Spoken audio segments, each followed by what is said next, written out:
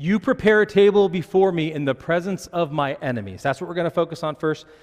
And I just want to just show you something here. Yeah, baby. See, I'm a savory guy, so there's lots of savory things here, right? And this is kind of like the idea I want you to see is the Lord prepares this table before you, and there's no room on the table. There's more than I need. I desire more. No, but there's so much more here that I need, right? And you know the Lord loves me because, again, there's more savory than there is sweet. He knows me. And I don't even know where to start because it's just so good. And I want you to understand this. When it says he prepares this table before you, it's you that he's preparing it for. And it's not a plate of food, but it's a bounty. It's like you're the only one at the Thanksgiving table. You're the only one at the Christmas Eve dinner in Poland. If you Google it, okay? It's like I think they have to like buy tables, right? They just go get plywood, and put two of them together. It's like 20 feet of just, what is that? Pierogies and everything that you just, it's amazing. They really get it over there. They know how to host. But the Lord does too. And when he hosts you, man, he does it in such a way that just will overwhelm you. You see, it's not just a little bit here just to get by what you need is a good meal and I get on with it. No. I prepare a table before you in the midst of your enemies. Now, you're not the enemies, even though this table's been prepared before me in the midst of you.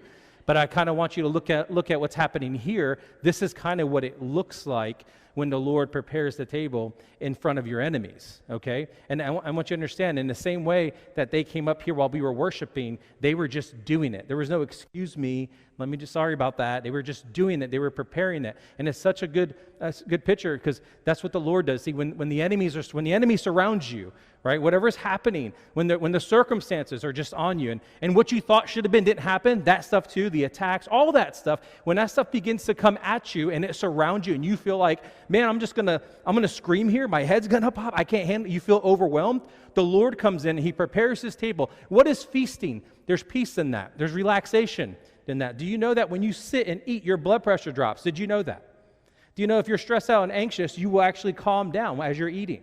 Your body does that. So as you're sitting there with all this stress, all this stuff just weighing on you, and your enemies there just prodding and trying to get you just to run away and quit, the Lord comes in and he prepares a table in front of you. And here's what he does. He doesn't destroy the enemy. He just does it right in front of them as if they don't even exist because they're not his problem.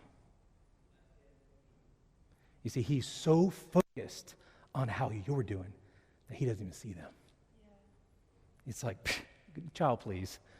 There's nothing. I don't even need to destroy them. I'm here. They can't do anything.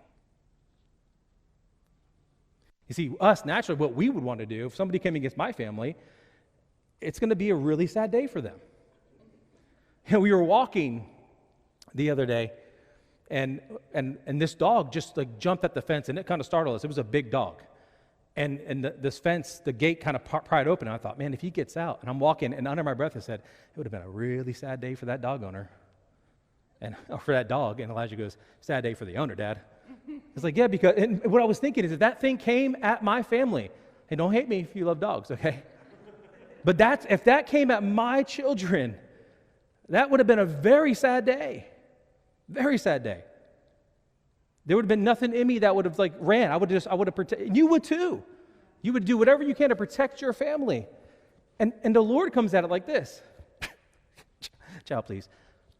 I prepared the table for you. Let's eat. In the middle of the mess. Here, I wrote it like this. Write it like this in your notes. No matter the chaos, God makes us feel like we're the only thing that matters. See, that's true. No matter what you're going through, okay? He doesn't even give a rip because he knows who he is. And he knows that he is your solution in this moment. And even if you can just connect with him and lock eyes with the fact that my Savior is here. Did you catch that? My who? What does a Savior do? He saves. You're safe. So the enemy can do what the enemy wants to do, right? Your in-laws can do what your in-laws want. I'm just kidding. Just kidding. But seriously, though. No. But your boss can do whatever your boss is going to do. You know, That dude that took your parking spot when you had your turn signal on, I'm going, and he does it anyway. That can happen. The Lord doesn't give a rip of what's happening. He only sees you in the moment. Nothing else matters.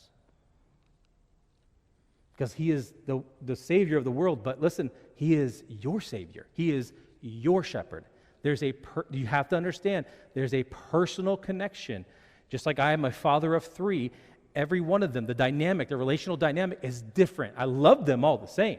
I will die for them. But the way I interact with them is very different. I'm Elijah's daddy, right? I'm Nova's daddy, right? So